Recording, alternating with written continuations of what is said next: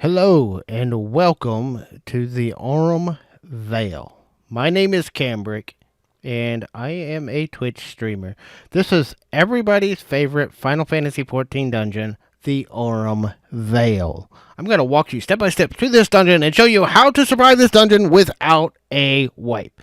First of all, got to make sure we snack on some food before we get started. And make sure we turn on our tank stance. There we go. I am the tank. I am a paladin, but I am only level 48 at the start of this dungeon, so I am not overgeared. I'm not undergeared really. I'm decently geared for the dungeon. I'm just not overgeared. So here we're gonna start running through the Aurum Vale.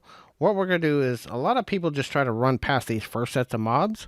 Instead, I run in, I get the aggro. We're going to take these out really quick, and then we'll move on.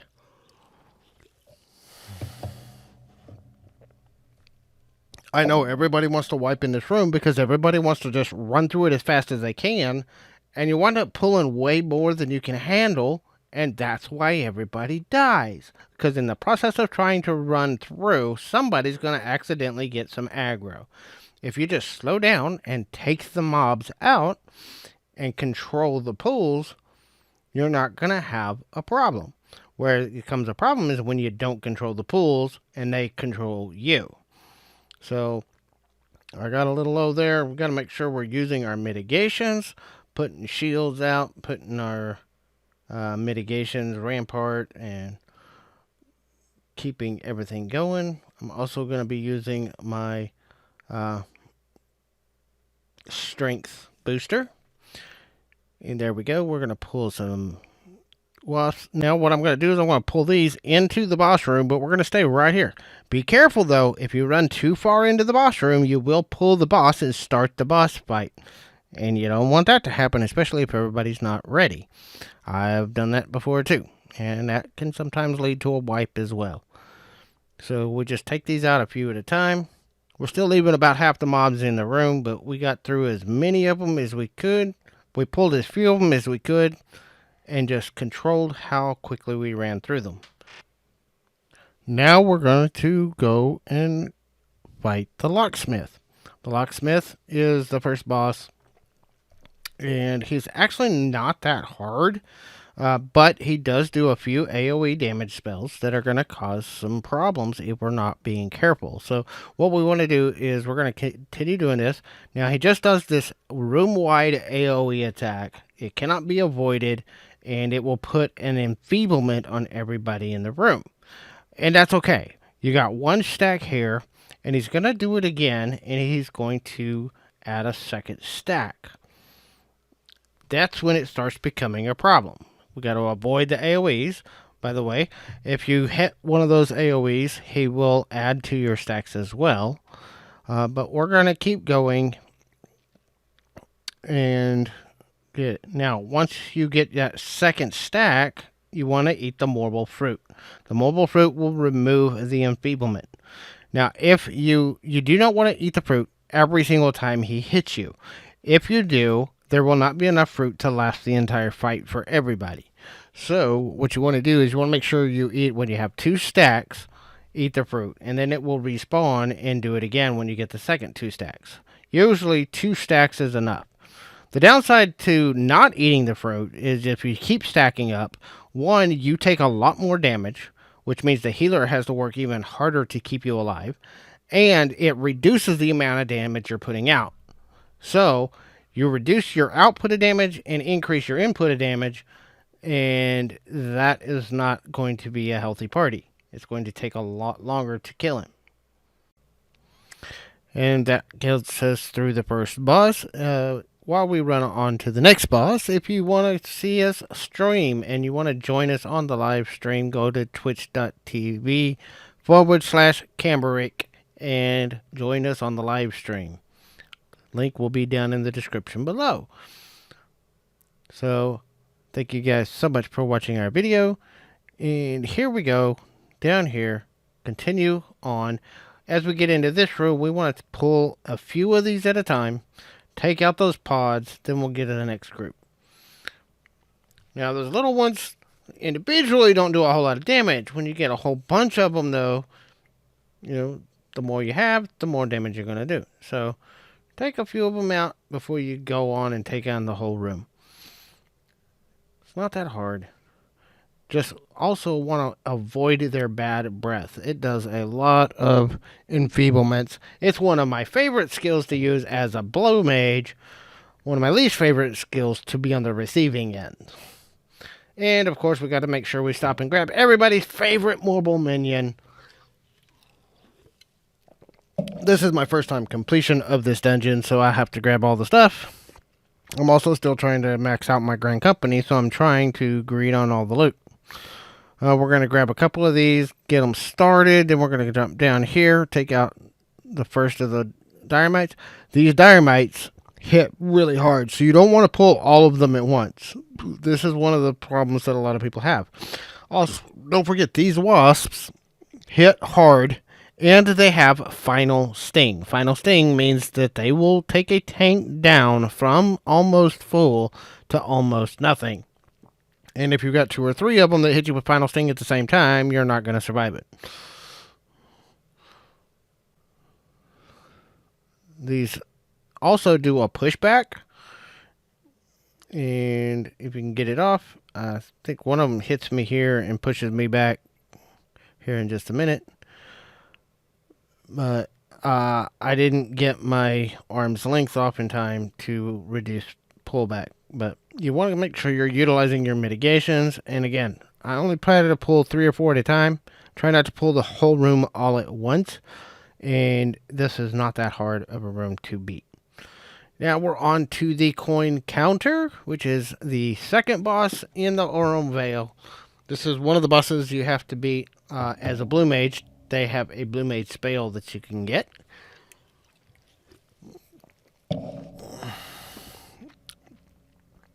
And he hits hard. So you just got to be careful. Make sure you're staying on top of things and dodging those AoEs. You can also do interrupts on some of his AoE attacks. So, try to get it off. I tried to get one of them off, and I was just a second too late getting it off, and the interrupt went off just as he went off the ability, and it didn't interrupt it.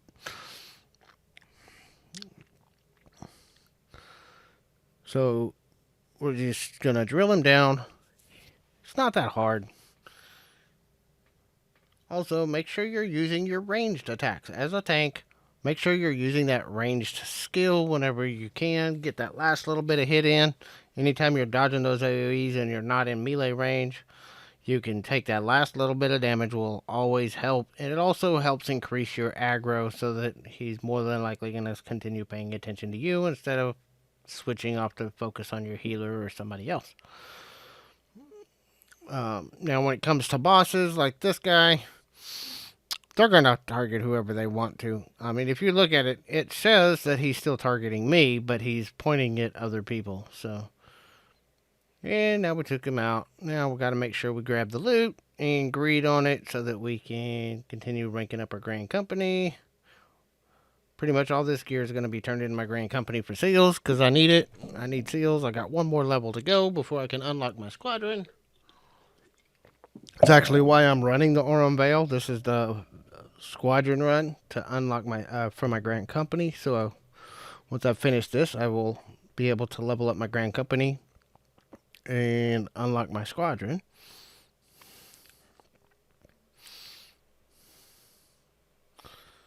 So as we go into this room, you can kind of avoid the room and go around it. I didn't go around it. 9 times out of 10 it doesn't work. There, got the knot back. I didn't get my arm's length off in time. Again, when you pull this many, you've got to use your mitigations if a tank. If you're not using your mitigations, more than likely somebody's going to die. Also depends on how good your healer is. Luckily, we had a really good healer that knew how to use their lucid dreaming and keep my stupid butt alive.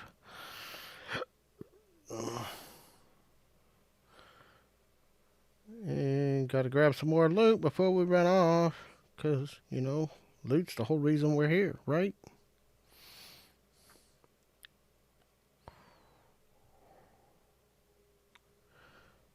And we're getting so close. We got a couple more rooms to go.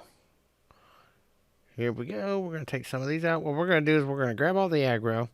And since I only got 3 here, I would not do this and run into the room full on. But what I'm going to do is I'm going to, pull the first little group and take those out with my AoEs. Going to use my mitigations to reduce how much damage I'm taking and how much damage they're doing. And we're also going to make sure we're using our rampart shield.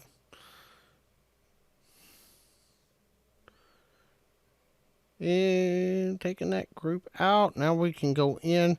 Now there's 2 gold vines in here. You want to take them one at a time as much as possible. Take out those seed pods. Those seed pods will spawn into more seedlings if you don't take them out. So you want to take out the pods as quickly as possible so that they don't sprout into babies. Once they start glowing, that means they're fixing to spawn. Got too close to that one, and so wound up pulling both of the marbles. But I've got them low enough, I'm able to take them down and get rid of them pretty quickly. Gotta dodge that AoE. Again, they have that bad breath. Their bad breath is really painful. If you get hit by any of their AoEs, it can really hurt. We got one last set of pods to take out, and then it's just take out this last gold vine. Alright, got that one. Now we're just going to take out the gold vine, and he's down.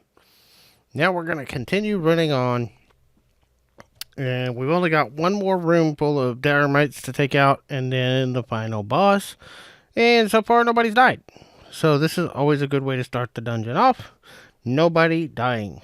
That's my number one goal, is everybody make it out alive, hopefully in one piece. Luckily, we have a good healer, and we're able to survive it. As DPS, the main thing for DPS is just let the tank control the pulls. Do not try to go through rushing off and pulling. I had one time we ran through here, we wiped 5 times because we had a dragoon that was just running ahead and pulling stuff every single room we went into. And he never learned. He did it time and time again. We would wipe, we would reset, and then the next room he would do the exact same thing again that we just got onto him for doing. So let the tank control the pulls. And that's pretty much true of any dungeon you go into. Let the tank control the pulls. Now we're getting into the final boss. We've made it through here without anybody dying. The final boss is kind of like the first boss in that he does do a room-wide AoE. He also is a Morble, so he has the cone AoE bad breath. Now, again, you see the fruits around the room. This time, when you get to 3 stacks of enfeeblement, you want to take that out and continue on. If you get 3 stacks, more than 3 stacks, you're doing so little damage and taking so much damage, there's a good chance you're going to die. And you're not really doing much damage to hurt him anyway. Also, if you accidentally get hit by his AoE, I did a pretty good job of dodging all of them this time, but I've had every once in a while I miss one and I get hit by an AoE. If you get hit by his AoE, you can eat a fruit and it will take off those enfeeblements as well. So, now, there's not enough fruit for everybody to eat fruit every time. And unlike the first boss room, these fruits do not respawn halfway through the fight. So, make sure that you're going to continue eating the fruits when you get to 3 stacks. And there he spends lots of seed pods. Those will sprout into Morble seedlings if you let them. So again, take those seed pods out, eat the fruit. I just ate the fruit, took out my enfeeblement, and we're going back to the attacks. And that's really all there is to this fight. Now it's just rinse and repeat. He's going to put more stacks on. I got 2 stacks now. We're going to come keep fighting him. There comes the AoE. And he's fixing to move here in just a minute. And when he moves, the DPS is going to use the limit break and take him out. Usually, once he's down to about 25%, is a good time to set off your AoE. And there we go. He is down. And I made it all the way to level 50 now. Now I can go and do my level 50 Paladin quest and get the rest of my relic gear. Thank you guys so much for joining us. I hope that this has been helpful to you. If you enjoyed this, make sure you subscribe to our channel and follow us over on Twitch. Thank you so much. Have a fantastic day. And we'll see you next time.